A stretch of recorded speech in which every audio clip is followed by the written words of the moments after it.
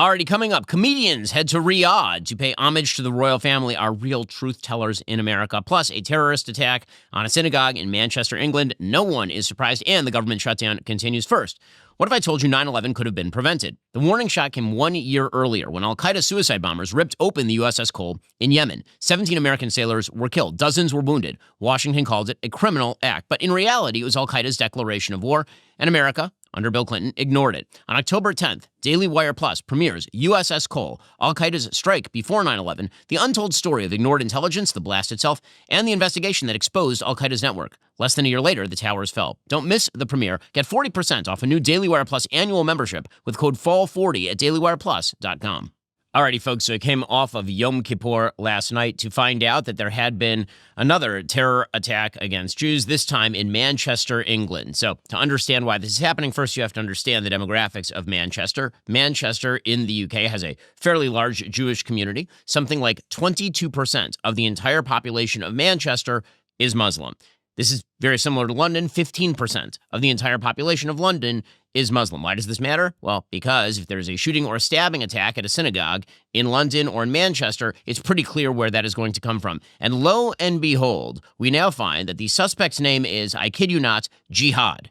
That is the person's first name, is Jihad, which, again, I will say is a little on the nose. According to the Wall Street Journal, 2 people were killed and several injured in a ramming and stabbing attack outside a British synagogue in what police described as a terrorist incident during the Jewish holy day of Yom Kippur. The attacker drove a car into a group of people in the northern English city of Manchester just after 9:30 a.m. local time on Thursday before getting out and stabbing a member of the public. Security guards and worshippers stopped the man who was wearing what looked like explosive devices from entering the temple. Within minutes, armed officers arrived and shot the suspect dead. 4 other people suffered serious injuries, according to the police. Now, again, none of this is surprising.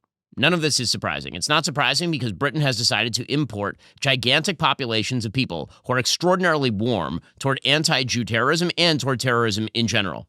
And that requires some explication. Why exactly is that happening? Number one, why do all these people have a view of the world that ends in violence? And number 2, why has the West decided en masse to import these people and then march along with those people, join those people? Because it wasn't just that there was a terrorist attack in Manchester yesterday. It was accompanied by a massive protest in Manchester, literally a couple of hours later, in solidarity with the Palestinians. There's also a giant protest in London. According to the UK Daily Mail, a woman attending a pro-Palestine protest on the day of the horrific knife attack outside a synagogue has said she, quote, doesn't give up about the Jewish community. Hundreds of activists have gathered outside the gates of Downing Street in Westminster as part of a protest against the detention of members of the global Sumud flotilla, which included Greta Thunberg. This is this idiot flotilla where a bunch of left-wing ideologues decided to float their boats toward Gaza just to get arrested by the IDF and then presumably sent in the back of an El Al plane next to the bathrooms back to Europe. The march, taking place just hours after 2 people were killed in a barbaric knife attack outside Heaton Park Synagogue in Manchester, has been criticized for its poor timing and described as disgraceful and disrespectful behavior. Well, apparently it's only the disrespect that is upsetting to many members of the public over in Britain. It is not the fact that they are marching in solidarity with, Hamas, because it turns out that that flotilla was, in fact, financially associated with groups that do business with Hamas. Fiona Smith, 42, was among those taking part in the demonstration, during which she was heard saying, I don't give a bleep about the Jewish community right now. I thought about it. I'm sorry about what happened, but the whole story and why we're here is because of what happened yesterday with the flotilla. Now, I just want to note something. Jihad, the guy who actually committed the terrorist attack, and Fiona, 42. And Fiona does not sound like a radical Muslim. Fiona sounds like a normal leftist millennial. They are on the same page. And so this becomes a question. Why are they on the same page? And the reason that they are on the same page is because they are part of the same movement. They're part of the same broad movement. I talk about this in my book, Lions and Scavengers, at length. This is basically what the entire book is about. Here's what I wrote in the book. Okay, and again, I wrote this starting 2 years ago. Quote, the scavengers have gathered here in the beating heart of what was once the center of Western civilization to bay for more blood and to scream at a West which insists that defense against terror is the first right of all men. The spirit of the scavenger is the spirit of envy. That spirit animates those who destroy successful men and civilizations. The scavenger is driven by a burning impulse, the impulse to escape his own failures and shortcomings by blaming others. The scavenger believes that his own failure is the fault of the stars, of the fates, but mostly of the lion. The scavenger is a creature of frustration, alienation, and vengeance. If the lions fail their children, their own children join the scavengers. Unmoored from a civilization their parents refuse to defend, they become rabid and go in search of revenge on those who left them adrift. They lead a rebellion of privilege. Bred into unearned prosperity, but taught ignorance and dependency, they look close at hand for monsters to destroy. They become the hellish mutation of a spent culture. The children of lions can become scavengers. And what we are watching here is precisely that. We are watching the children of lions, British millennials, marching alongside people who are incredibly sympathetic to mass terrorism against Jews. And this has been a long time in coming in Europe. It goes all the way back to the days of the nihilist philosopher Jean-Paul Sartre, who suggested that the West should join in on its own cultural suicide. He literally wrote, quote, "It's our turn to tread the path step by step, which leads down to native level. But to become natives altogether, our soil must be occupied by a formerly colonized people, and we must starve of hunger." And that is something that he wrote back during the 1960s. And it is not a shock that many of the people who march in solidarity with terrorism are, again, some of the richest people in the history of Western civilization. As I write in the book, scavengers are plentiful among those for whom life is too easy. It is one of the great ironies of history that revolutionaries are typically drawn not from the ranks of the abject poor, but the idle bourgeois. The bored are those who need not struggle for their daily bread, who are not dedicated to the demands of family, who are disengaged from the larger community.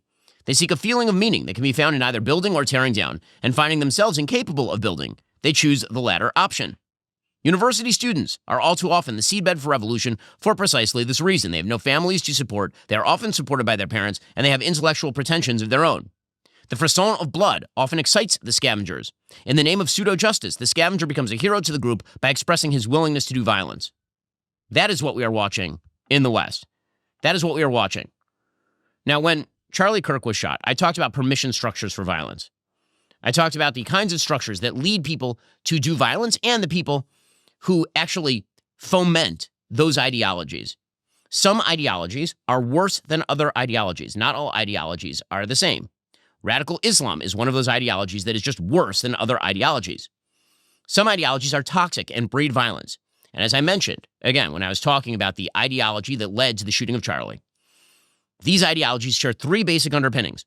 First, a conspiratorial view of the universe, in which some shadowy cabal of powerful people are responsible for your shortcomings and your unhappiness, and in which the arguments they make are not arguments at all, they're just a facade for power.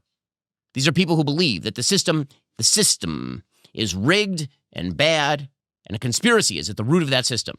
Second, a belief that your specific group is targeted for destruction by that system run by that shadowy cabal. And that leads to the third belief, which is that violence is a form of self-defense. So for radical Muslims, that translates as, my civilization's failures, my own failures, are not my failures or my civilization's failures. They're a result of imperialism or colonialism or the nefarious Jew, and their success is a genocidal threat to me. But it's not enough for radical Muslims to have a terrible ideological system. There have to be permission structures from major players. And in Britain, there are. There are permission structures on the left in Britain. And broadly speaking, permission structures come from fellow travelers, people who broadly agree that all the systems condemned by these radical ideologues are indeed bad and need to be torn down, that Western systems are bad and flawed and conspiratorial. Even if they think all that for a different reason, they still believe that the system and its conspiracy-laden coterie of elites must be torn to the ground. And there are lots of people in the West who give this sort of nonsense credence because it allows them to join in the attack on the conspiratorial system. You know, the people who spend every day talking about a non-existent genocide in Gaza, or who attribute Israel's success to a conspiracy of evil Jews in the United States who manipulate the system in order to achieve foreign aid and then cover for their genocidal sex rings, all while depriving American citizens of health care and housing. Those same people have little or nothing to say about radical Islam because, again, they are allied with radical Islam in order to take down. They'll ally with anybody. It doesn't matter. They'll ignore the sins of their fellow travelers because what matters more is taking down the conspiratorial system. And this is why you are seeing an eruption of violence. That eruption of violence is not relegated across the water. That outbreak of violence has happened in the United States. There was an attack on two members of the Israeli embassy just a few months ago in Washington, D.C. Two people were shot to death by a man shouting "Free Palestine." There's a woman who's burned to death in Colorado by a man shouting "Free Palestine." Okay, this is not some sort of gigantic shock. It is happening, and it is happening because of the permission structures for violence. It is happening because some ideologies are worse than other ideologies. Members of these bad ideologies have been imported by fellow travelers and then massaged by fellow travelers. That is why this is becoming more common. No, who was surprised? Seriously, who was surprised? Question. I was not surprised. I'm not sure that there's anybody who went to synagogue on Yom Kippur who emerged after Yom Kippur and went on their phone and saw what had happened and was surprised. Because every synagogue on planet Earth right now has extra security. All of them. Okay, that is not happening because of delusion. That is happening because of additional threat. And of course, it isn't relegated to just synagogues. There are churches that are being targeted by people of radical ideologies, like radical Islam or radical LGBTQ plus ideology. Again, scavengers who are seeking to tear down the system that also have to have extra security. In the battle between lions and scavengers, the scavengers are a coalition of people who don't get along with each other on anything else except for these things are bad, the systems have to be torn down. And so spare me when I hear the British government making expressions of sympathy. The British government has made this possible. The British government is at least morally responsible for this sort of stuff. Because not only are they massaging it, they're bolstering it, they're inflating it. Okay, in just a few minutes, we're going to get into why is all of this happening? Why has the West taken in so many people who truly hate the West, hate Jews and all the rest? And we'll get to the government shutdown, all the rest of the news. First, when was the last time you bragged about your wireless company? Like, did you know my wireless company gave away 1,000 American flags to deserving vets and forgave $10 million in veteran debt? Did you know my wireless company raised almost $500,000 to prevent veteran suicide? When your wireless company is Pure Talk, there's a whole lot to brag about. You can even brag about the coverage you get with Pure Talk, a 5G network that is insanely fast, dependable, and secure. And you can brag about how much money you save with Pure Talk. Unlimited talk, text, and 15 gigs of high-speed data is just $35 a month with mobile hotspot. I'm constantly using Pure Talk. I'm abroad right now. I'm using Pure Talk. Okay, the reality is that Pure Talk, best coverage in the United States. They have excellent tower networks, and you're not going to pay as much as you would at other places. It's time to switch to my wireless company, Pure Talk. If you need another reason, something you can really brag about, Pure Talk is the only wireless company that gives you a 1-year free membership to Daily Wire Plus when you go to puretalk.com/Shapiro. Again, choose a qualifying plan at puretalk.com/Shapiro and relish your free 1-year membership to Daily Wire Plus. Pure Talk, wireless worth bragging about. Go check them out. puretalk.com right now. Also, this fall, I'm joining the Good Ranchers community and getting back to the table at least once a week between now and Thanksgiving. My family and I will be turning off the phones, turning off the TV, gathering around our table, no matter what story is breaking. Truthfully, this isn't a hard ask for us because we do this all the time, but everyone should do this because the dinner table is where good stuff happens. It's also where my kids fight and shout at each other and everything. But I will tell you that the dinner table time is so important. It's when the kids engage with each other. It's when they tell us about their day. It's when they feel seen and heard. Well, you should do the same with 100% American meat. Locally sourced from American family farms and ranches delivered straight to your door. People at my company, they've been using Good Ranchers like nobody's business. And we have like a set of toddlers in our office, and basically they are living only off of Good Ranchers, the children of our employees, not our actual employees. Right now, you get $40 off plus free meat for life when you subscribe with my code Ben. That's Ben for $40 off and free meat for life. GoodRanchers.com. Let's get back to the table and do it in the right way with good old-fashioned American beef. Go check it out right now, GoodRanchers.com, and get $40 off plus free meat for life when you subscribe with code Ben. Keir Starmer, the awful Prime Minister of the UK, who just 5 minutes ago was saying that Palestinians should be given a state after the worst terror assault on Jews since World War II. This guy was out there saying they're going to do everything they can to keep our Jewish community safe. Apparently, that does not include stopping the importation of gigantic numbers of people who hate Western civilization and Jews, and then massaging all of their viewpoints. I mean, literally, Keir Starmer's Labour Party 3 days ago voted to call what's going on in Gaza a genocide, which is a lie. It is a full-scale, ridiculous lie. There is no definition of genocide by which what's going on in Gaza is genocide. But that lie gets done what needs to get done, which is it feeds the conspiratorial ideology. It feeds that terrible ideology of conspiracy that leads to murder. Here's Keir Starmer lying. The attack in Manchester this morning is absolutely shocking, and all of our thoughts are with those affected.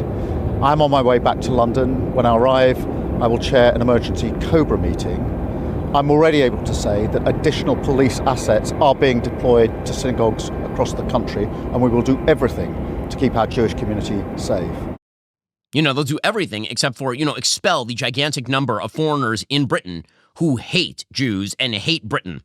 That they'll continue. They're not going to touch that. By the way, notice in that statement, there's not a mention of Jews. His heart goes out to everybody who was injured. Everybody. It was a specifically anti-Jewish attack in Manchester. That's what it was. But don't worry, he has a vague statement for that. So does the mayor of London, Sadiq Khan, who himself has expressed support for radical Islam. Quote, I'm horrified by the violent attack at a synagogue in Manchester. I've been in contact with the mayor of Great Manchester and the Home Secretary and would like to reassure Londoners that the Met Police are stepping up patrols in Jewish communities and synagogues across London. My thoughts are with those affected on the holiest day in the Jewish calendar, Yom Kippur. London stands ready to help in any way we can, except for, stopping the tacit and open support for people who love terrorism. That they're not going to do. The British Home Secretary is a person named Shabana Mahmood. She's the person who is she's in charge of the Home Secretary of Immigration Policy. She literally marched with the Palestine Solidarity Campaign. Britain has been overtaken by the scavengers. And they've imported a huge number of people who are totally fine with and support, in fact, terrorism. A poll just back in April of 2024, conducted in the UK, revealed that British Muslims, 46% of them expressed their backing for Hamas.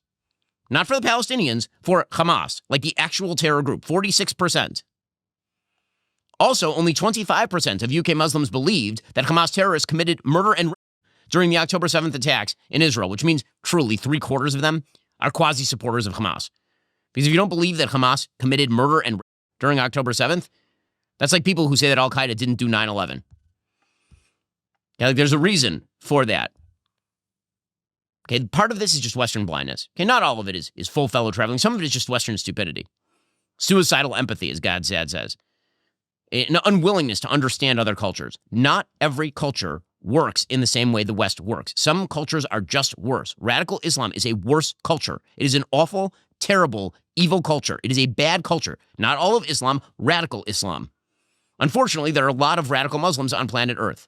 Leland Vitter, formerly of Fox News, sat down with the Free Press and explained an experience he had interviewing a would-be Palestinian suicide bomber. Listen to this. And Wafa had been a woman in the West Bank, a woman in Gaza. She had pulled a pot of boiling water over herself when she was like 5 or 6 years old. The Israelis treat most of the people out of Gaza who have really horrific burns, catastrophic medical injuries. She goes back to Gaza after being treated for 4 or 5 years in Israel, but has a pass to get in and out of Israel, which very few people in Gaza did at the time. So she gets recruited to be a suicide bomber. This is in the Second Intifada, so mid-2000s. And there's the video of her coming to the checkpoint to get into Israel wearing her suicide vest. And she'd been given 3 target options by the Al-Aqsa Martyrs Brigade: a bus, a cafe, or the hospital that had treated her and saved her life. She chose the hospital that had treated her and saved her life. She gets to the checkpoint. They discover that she has a bomb, or they really think she does. She tries to detonate it. It doesn't go off. She gets thrown in jail. Again, the Israelis treat her. They help her with her burns. They educate her. They give her a college degree. And now in the Gilad Shalit deal, she goes back to Gaza. So I go to Gaza to interview her thinking this is going to be a redemption story. It was before Christmas, right? That she's going to say, perfect Christmas story. I am going to be the one to try and forge peace, and I believe in peace, and I've seen that the Israelis are not evil, that I don't want to kill them anymore. Fine. So I get into Gaza, and I bring with me an iPad that has the video of her trying to blow herself up. So we're sitting across from each other like this. She's wearing a hijab in a very junky Gazan apartment. It is an awful place in every sense of the word. And I show her the video. And I said, what are you thinking watching this? She goes, oh. Has all this reaction. And she goes, I'm thinking I almost tasted paradise. Okay. Would you do it again? Absolutely, in a minute. This is my calling in life. So, as you can see, that is a very different ideology from the kind of ideology that Americans or Europeans have. But either we are blind to it, or we are perfectly willing, at least in large part in the West, to humor this idea and import it. These are people who live within our borders. We brought them in. Here is San Francisco State professor Rabab Abdul Hadi literally this week, saying at a pro-Palestine conference in the United States that there is a very rich debate inside the Palestinian movement over hijacking planes. Historically, until now, Palestinians have no agreement over hijacking planes. Nobody, until now, since 68, until now, there is no agreement whether external operations are okay or not. Nobody, until now, there is a big debate in the Palestinian movement, right? In very rich debate whether it is okay or it's not okay. So it's like, why we're having debates about that too. It's a very different kind of debate in the eyes of the fascists. In the eyes of the fascists be you and me, people who don't like hijacking of planes. It's a very, very different debate. Okay, we imported this, and then the people that we import try to tear down our civilization. Representative Ilhan Omar, who is warm rhetorically to pretty much all radical Islam, it's not a question why she says that we should abolish ICE. This is not a shock. This is not a surprise. Here was Ilhan Omar, not very long ago, like in the last 48 hours, talking about abolishing ICE. Is ICE too entrenched to even be abolished at this point? I mean, nothing is too entrenched to be abolished. Okay. We just need the will of the people and the will of Congress. Wow. I mean, so abolishing ICE from people who are imported to the country from some of the worst parts of planet Earth, but we need to abolish ICE because we have to make sure there are no immigration standards. I can't imagine what that's about. It seems like a giant shock. Or take, for example, Hassan Piker, the New York Times' beloved Hassan Piker, who himself has talked over and over and over again about the violence that he wishes to be done to his political enemies. Now he's trying to walk that back, sort of, kind of, by randomly declaring that what he's talking about is structural violence. Here he was being intellectually pantsed by Ross Douthat over at the New York Times. All politics, in my worldview, revolves around the distribution of resources and the distribution of power. And a big part of that component is, of course, violence as well. Revolutionary violence, for example. And it just simply means, like, who gets to do the violence and who gets to be on the receiving end of that violence that we have normalized. Because the systems that we exist under are inherently violent. All political systems are. It's just more so about redirecting that. And I know violence is such a scary concept in this when we're discussing in this way, but we're talking about it in an academic context.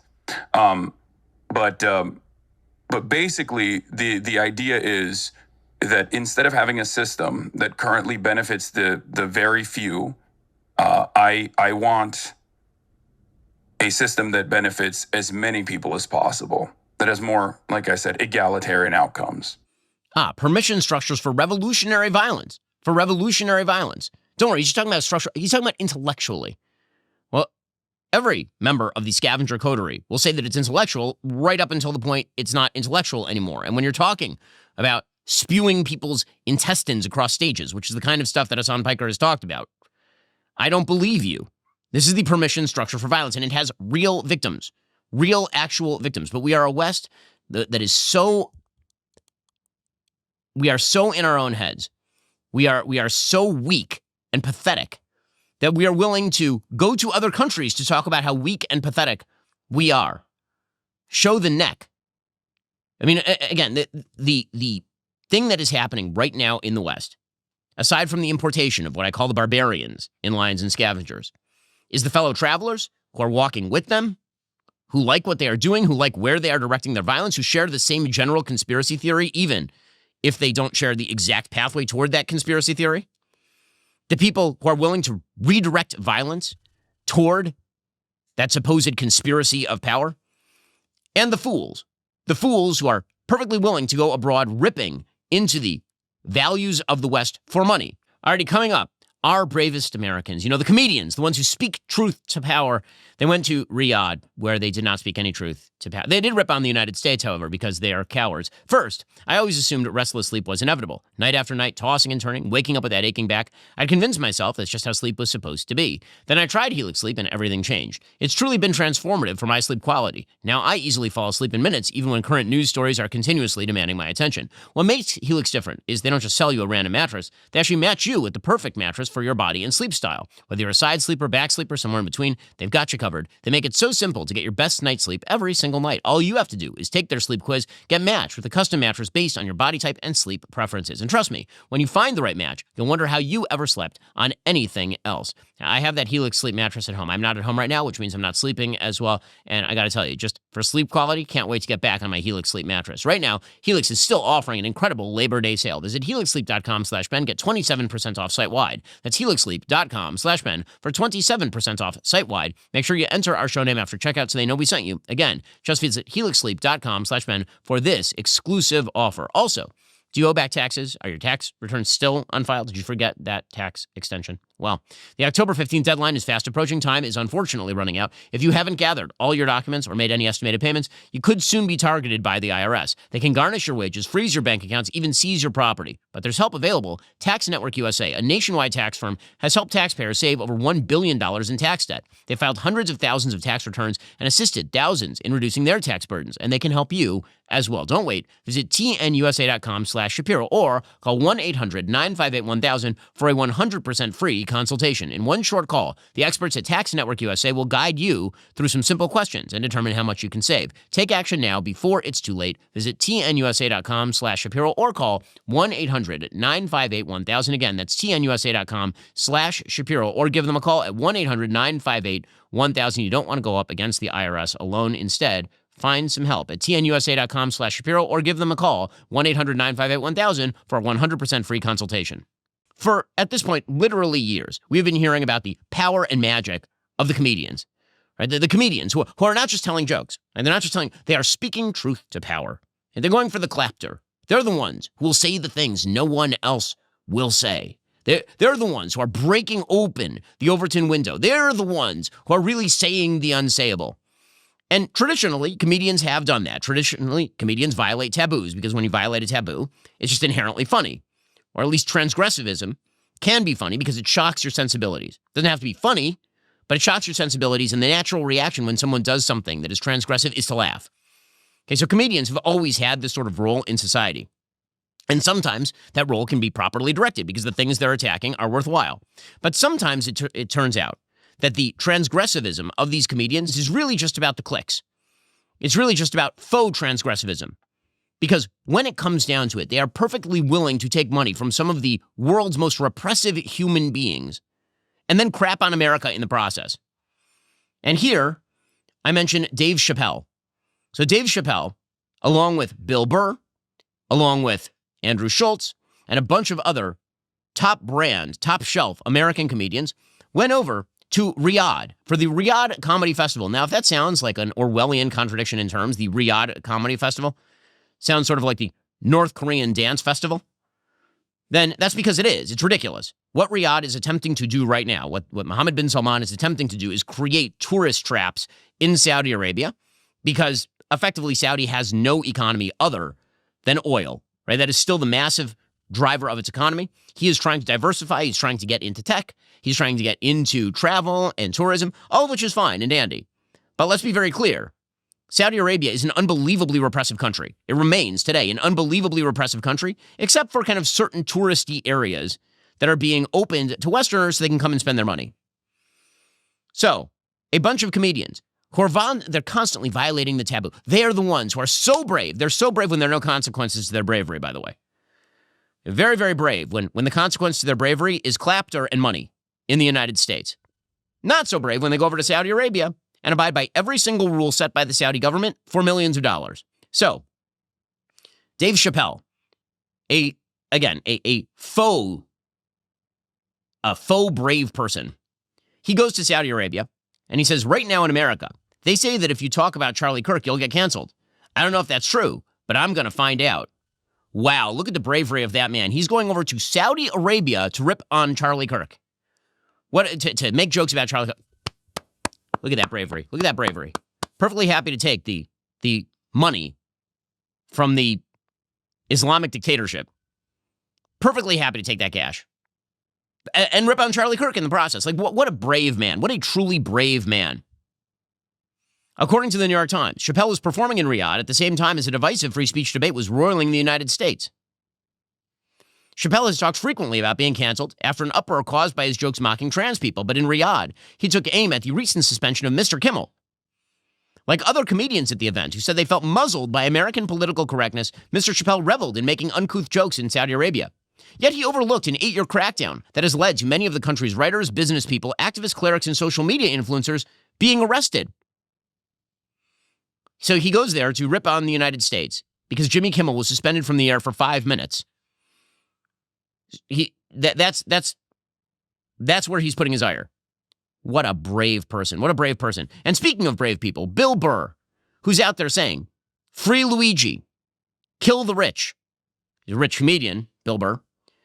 Bill Burr, who believes that the systems of the United States are deeply corrupt, so corrupt that he is a man speaking truth to power when he appears on every late-night television shows to the hoots and hollers of a bunch of morons in Manhattan. He went over to Riyadh to pick up a giant check, and then he talked about how he found out that over in Riyadh, you know, it's people just like us because there's a Starbucks over there. Great job, Bill. You really are a warrior for truth. What a brave man is Bill Burr. Truly an incredible person. Here he was.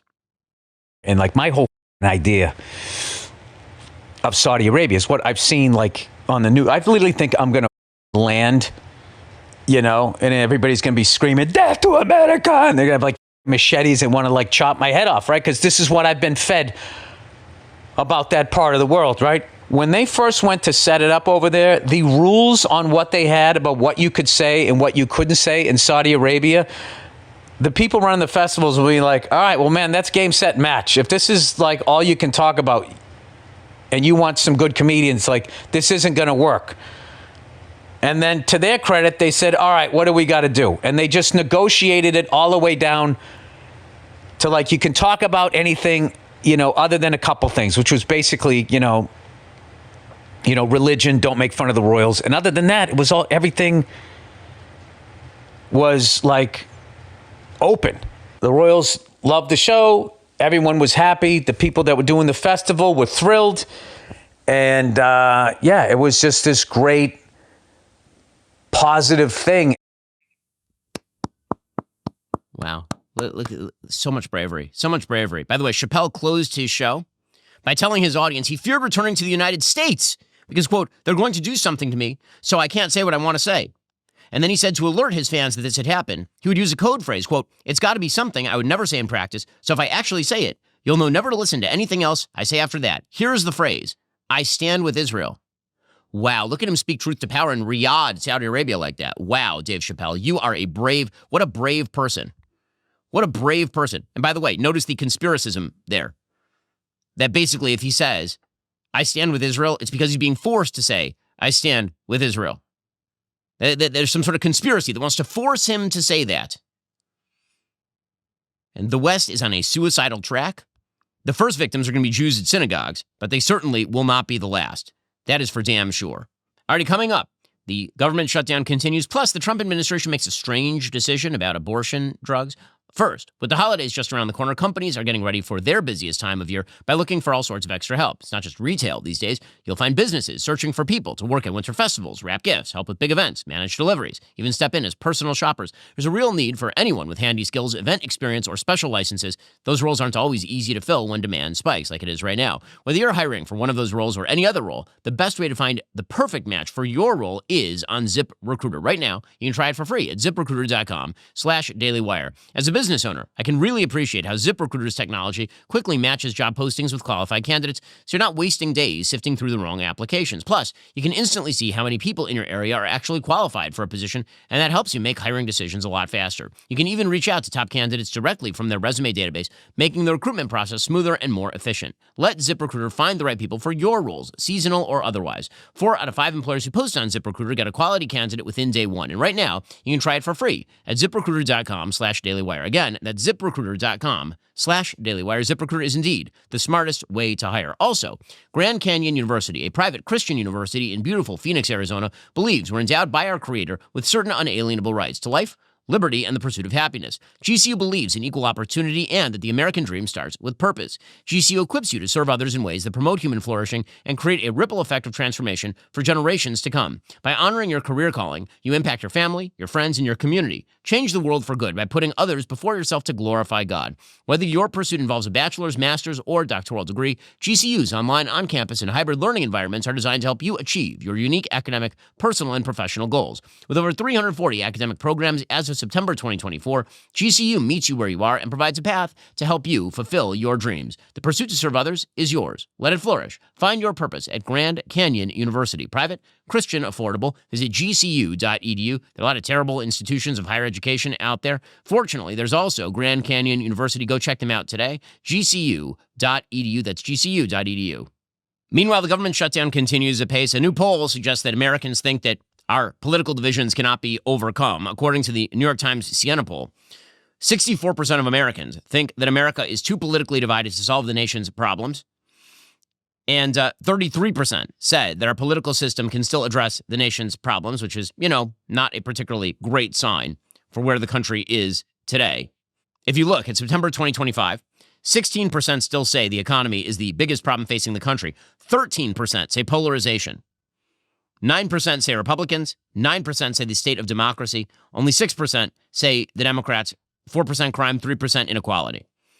Okay, what this means is that the sort of political polarization that has been happening right now, I would assume that this is going to get Democrats out to the polls, which is presumably why Democrats are steering directly into this impression. If they can make people feel as though nothing gets done in Washington, and the reason nothing gets done is because of those terrible, terrible Republicans, they're hoping that a bunch of people will go to the polls in 2026. This presumably is why Schumer and the Democratic Party are now pushing along the most self-defeating, silly shutdown that I've seen in my lifetime.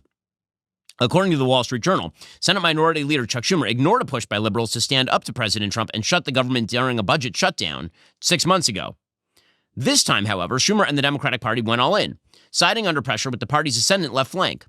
Leaders say they are determined to show voters a greater willingness to fight on their behalf in a direct challenge to Trump and the Republicans in control of Congress.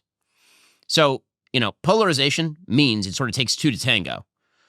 And right now, the Democrats are unilaterally polarizing in many ways. They're basically saying they don't want to do a reasonable thing because if they do a reasonable thing with that dastardly Trump, then something might get done. So instead, what they're going to do is they're going to get nothing done and then gaslight everybody into believing that it's Trump who's being an obstructionist. Last month, congressional Democrats, according to the Wall Street Journal, rolled out a strategy of resistance that centered on making the case that expiring health insurance subsidies, unless renewed, would set off a national crisis. If Republicans weren't willing to negotiate on extending the subsidies, Democratic lawmakers would try to force the issue, taking their chances on a shutdown.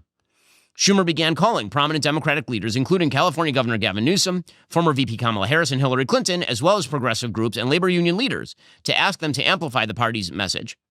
And then he deputized others in his caucus to persuade influencers that it was now time to mobilize liberal voters itching to take on the Republican Party.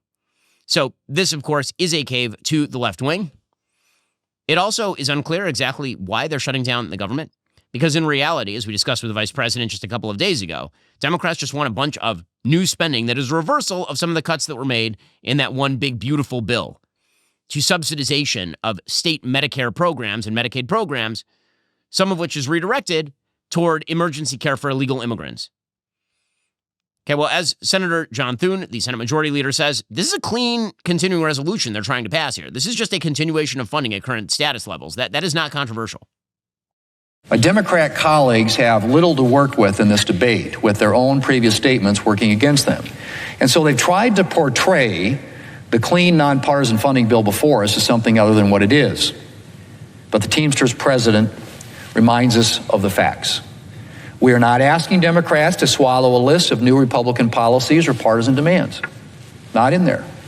We are asking Democrats to do nothing more than pass a clean, nonpartisan bill to fund the government for a few more weeks so that we can get back to bipartisan appropriations work. Yeah, well, I mean, this is obviously true. And the fact that Thune is such a sort of low-key leader is very good optically here, because he's not saying, listen, fight, fight, fight. We're so evocative language. That's not what he's doing. He's saying, listen, we're passing a clean CR. Speaker Johnson, also, by the way, similarly low-key. Here is Speaker Johnson saying that Democrats who are trying to shut down the government to get some funding for illegal immigrants, among others, they're making a mistake. Yeah, I think the affect of Johnson and Thune here is very helpful. They say that we're making this up, this illegal aliens receiving taxpayer benefits. It's a talking point, they said. I want to remind you of a couple of key facts. Everybody can remember, I think, back to 2020. In the presidential debate for all the candidates on the Democrat side, you might remember famously they were asked the question, raise your hand, they said on the stage, if you believe that illegal aliens should receive health care paid for by American taxpayers. Every single one of them raised their hand, to great applause in the audience from the Democrats who were there. Those hands included Joe Biden and Kamala Harris. They wanted to add, instead of the clean CR that keeps the government open for 7 more weeks to allow us to finish the work, they proposed a wild list of partisan priorities. Among them, they want to return $500 million to the Corporation for Public Broadcasting to prop up left-leaning and biased media organizations. We're not doing that. The American people don't want us to do that. Okay, so, again, he is right about all of that. Meanwhile, Caroline Leavitt over at the White House, she blasted the Democrats over the shutdown. They know what the right thing to do is. They just lack the courage to do it. But they need to step up and they need to vote for this clean continuing resolution to keep the government open that they voted for as recently as March, that they voted for 13 times previously in the past. So there is zero excuse for them to shut down our government right now, and they know it. And very soon, the American people and their constituents back home in states from New Hampshire to Nevada to Arizona to Florida are going to start feeling the pinch of this Democrat-led shutdown. We have millions of troops who are currently going without pay. We have women, children, and infants who cannot apply for a very important WIC program for that critical food and life assistance. And you also look at air traffic controllers who are now having to work without pay. These are critical consequences, and it's the Democrats' fault. And they have a chance to reverse course, and they should. Okay, so meanwhile, Democrats continue to make two claims. We're not trying to get illegal immigrants health care, and it's good that we are. I know it's kind of strange, but they're doing both of those things at the same time. Hilariously, Lawrence Jones over at Fox News confronted Senator Jeanne Shaheen of New Hampshire about health care for illegals, and she says, no, we don't want that. And he's like, well, it's weird because here I have some tape of every Democrat wanting it. Actually, I have some tape of your Democratic Party members saying this on the debate stage. So they've all said it. Let's play the clip. A lot of you have been talking tonight about these government health care plans that you've proposed in one form or another. This is a show of hands question, and hold them up for a moment so people can see. Raise your hand if your government plan would provide coverage for undocumented immigrants. Senator, that's literally every member of your party, from moderate to more progressive, that have said that in the past. I'm seeing them all on the cable. I beg to disagree with you. I have not said that in the past. In New Hampshire, we do not provide health insurance for illegal immigrants. We have never done that, and you're just wrong. Okay, so then why are you attempting to literally remove the provisions of federal law that stop that? Seriously, that's what happened in the One Big Beautiful Bill. There was a provision that said we will not give subsidies to programs that go for illegal immigrants and dreamers and people who you've previously sort of labeled as normal asylum recipients, but they actually aren't.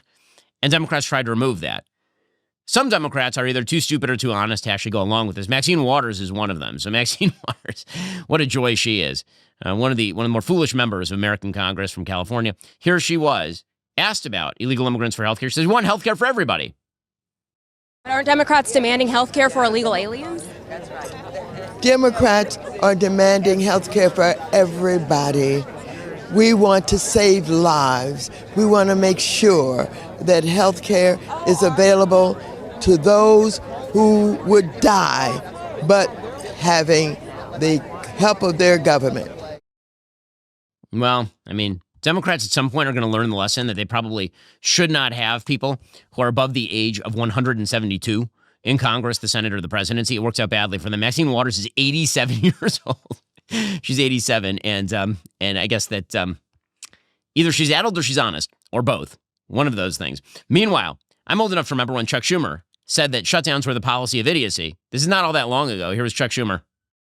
What if I persuaded my caucus to say I'm going to shut the government down, I'm going to not pay our bills unless I get my way. It's a politics of idiocy, of confrontation, of paralysis. Shutting down government over a policy difference is self-defeating. We can never hold American workers hostage again.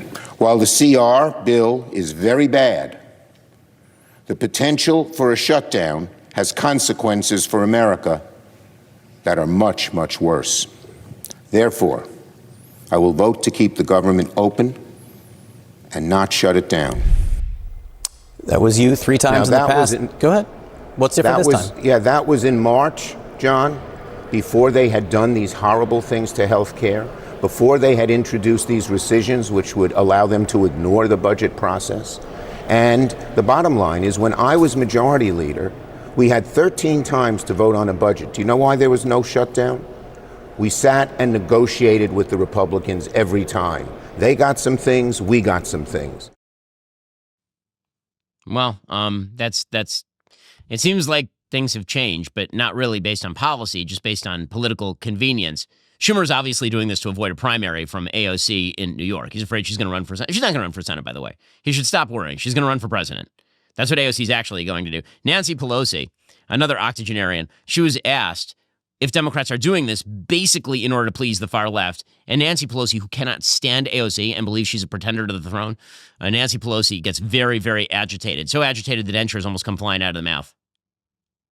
I saw some Republican members of Congress saying, oh, well, if we have this shutdown, it's because of AOC. Well, if that's the case, my office is open and you are free to walk in and negotiate with me directly. There was a thought from the Republicans that AOC is directing this, and she said that senators are welcome to go to her office directly. Is she? Why are you saying such a ridiculous thing?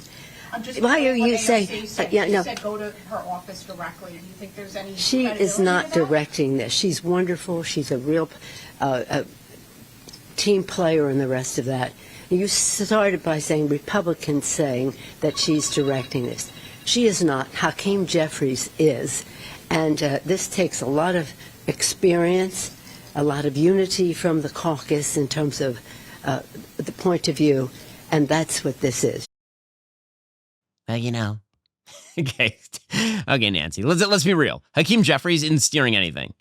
You know, when it comes to politics, there are the people who make the waves, and then there are the people who surf the waves. Okay, the people who make the waves are the people who take very strong positions on issues and maintain those positions, and then there are people who sort of surf the waves of public opinion, and they try to navigate the highways and byways of shifting tides and all the rest of this. Hakeem Jeffries is a surfer. AOC is a wave maker. That's just the reality. Okay, and Democrats right now are surfing the waves that are being made by AOC and Zohar Mamdani and all the rest of the radical left Democratic Socialists of America. That is what they are actually doing right now. Pretending that somehow Hakeem Jeffries is a wave maker is a category error. Hakeem Jeffries has never taken a strong position on anything out of principle. That is not his story. It just isn't. Okay, meanwhile, in bad news for the Trump administration, apparently the FDA has now approved an abortion drug. It has approved the generic version of mifepristone, which is a popular abortion drug. It's known as the day after pill. A lot of Republicans are very upset about this. Senator Josh Hawley said, this is shocking. FDA has just approved another chemical abortion drug when the evidence shows chemical abortion drugs are dangerous and even deadly for the mother, and of course 100% lethal to the child. Meanwhile, Lila Rose, our friend over at Live Action, she put out a statement, unacceptable. The FDA just approved another generic of the abortion pill mifepristone. This drug starves babies and harms mothers. The FDA just said it would do a new serious safety study, so I approve another generic now. Robert Kennedy Jr. must reverse this decision.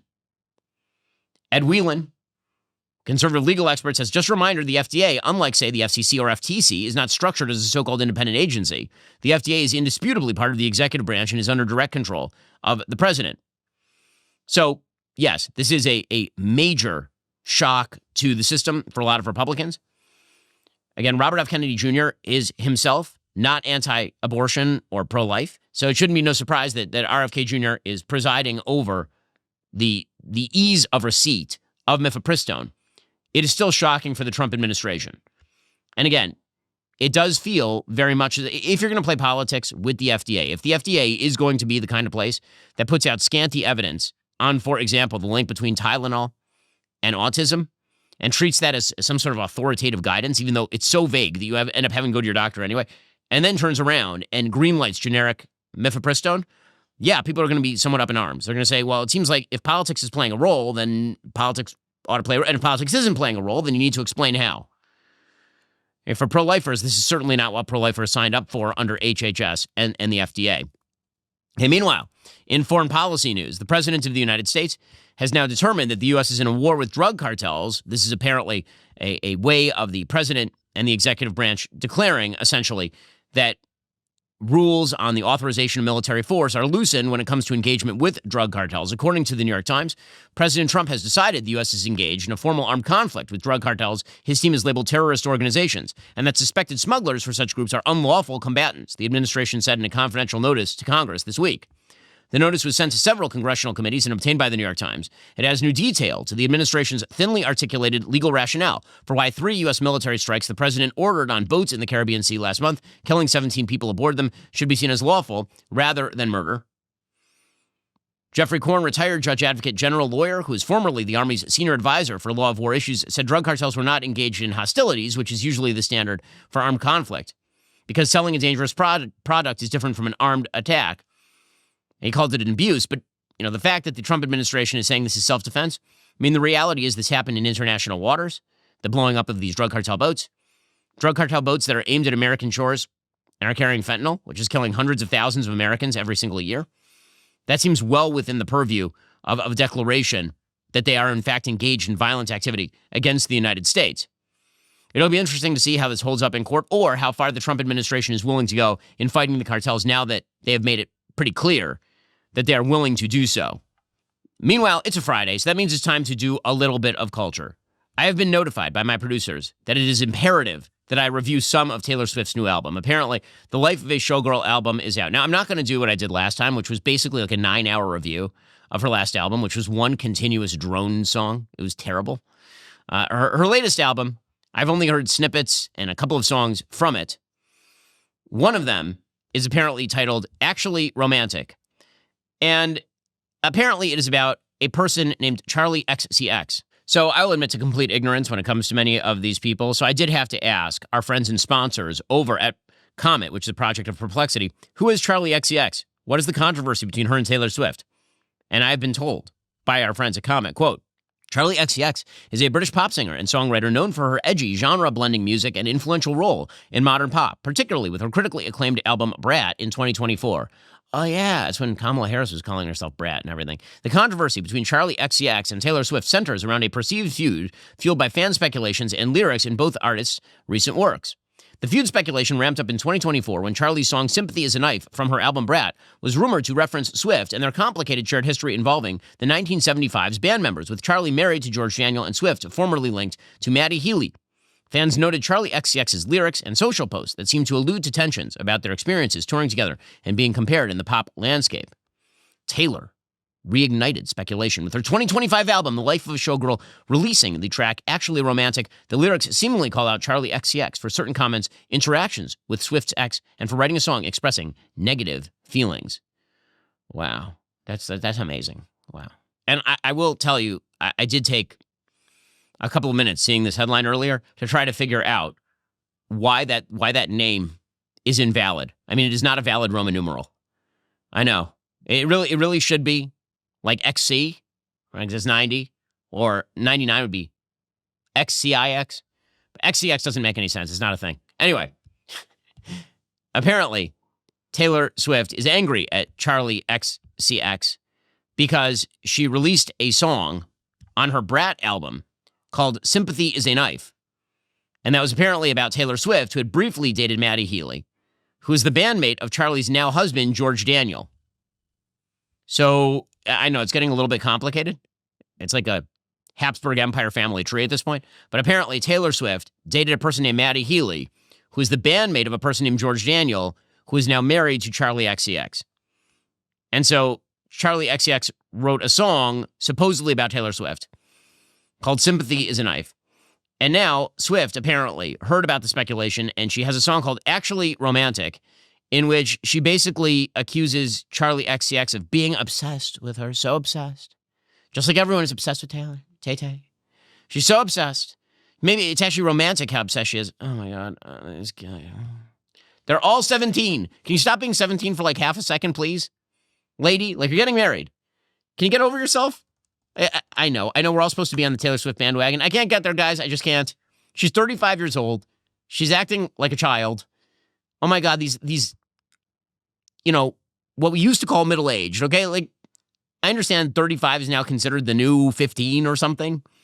But 35, like, Taylor Swift is a couple years younger than my wife. My wife's a doctor with 4 kids. Like at a certain point here, grow up. Seriously. But here is a snippet of Actually Romantic.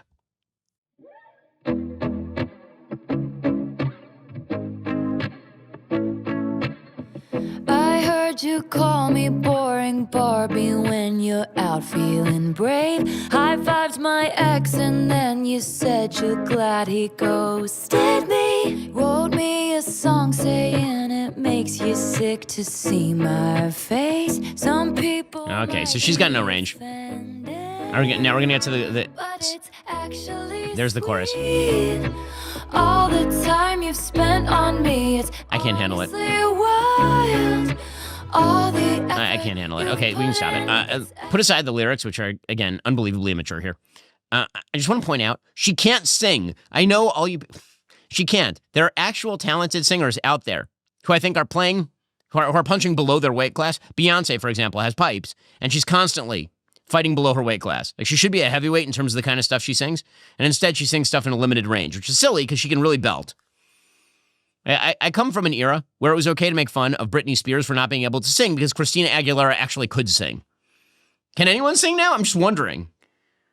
Sabrina Carpenter can't really sing either. Like, why do we have all of these stars who apparently have the range of about an octave and a half, maybe, at tops? Her chorus is the same as the bridge. There's nothing there.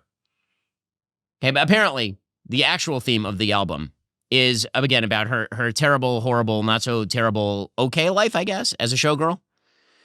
And she has, the title track is called Life of a Showgirl, and it features Sabrina Carpenter, another person who is wildly overrated. Like, wildly, wildly overrated. And apparently it is a story, a magical story, told from the point of a fan who's waiting by the stage for Kitty, a showgirl who makes her money being pretty and witty. So Kitty comes out and tells the narrator, hey, thank you for the lovely bouquet. You're sweeter than a peach, but you don't know the life of a showgirl, babe, and you're never, ever gonna. And then the showgirl starts talking. So she waited by the stage door, asked the club for more to arrive. She said, I'd sell my soul to have a taste of a magnificent life. It's all mine, but that's not what showgirls get. And so I just don't, okay, here's the thing. There's no conclusion to this song. The lyrics to the song are not nearly as bad as the lyrics to Actually Romantic. There are some moments here that are actually decent, right? For example, she uses a simile that I kind of like. She says that one of the showgirls, I guess, she says, was glowing like the end of a cigarette. That's a good simile. I get it. Okay. But basically what she's doing here is a takeoff on All About Eve, which is the Best Picture winner, I believe, in 1951. A truly terrific film about a woman who becomes sort of the aid to a star, specifically so she can take the place of the star. And it's a really spicy and interesting film with Bette Davis. It's a great movie. But the whole thing is about sort of the price of fame. But nothing in here talks about the price of fame. So she sort of says it sucks to be a showgirl. It sucks, but at the same time, pain hidden by the lipstick and lace. But wouldn't have it any other way. So what are you complaining about? And then she sings a song, I guess, with Sabrina Carpenter. So, okay. My review of Taylor Swift's Life of a Showgirl album. I know, not as long or as comprehensive as my prior reviews of Taylor Swift albums, but it sounds like more of the same because I don't think that she has the capacity to do anything but the same thing over and over and over again. Again, my encouragement to Taylor Swift, go back to country music. You're getting married, go back to country music, sing about getting married and having babies because, frankly, I think your country oeuvre was better for you than the pop. Alrighty, folks, coming up, we'll jump into the mailbag for our members. Remember, in order to watch, you have to be a member. If you're not a member, become a member. Use code Shapiro at checkout for 2 months free on all annual plans. Click that link in the description and join us.